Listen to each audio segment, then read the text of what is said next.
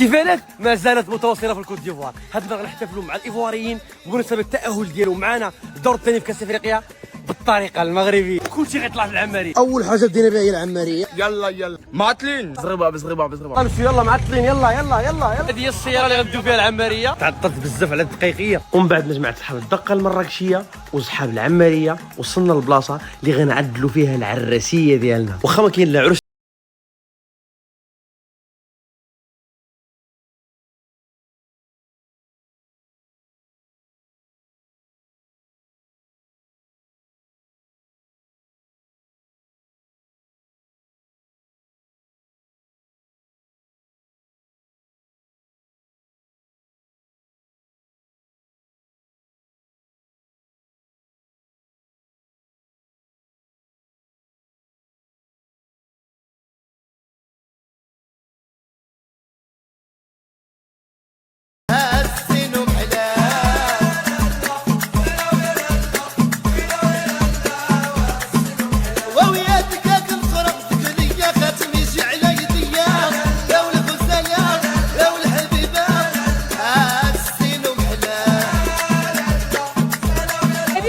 Quand tu vois ces mêmes choses.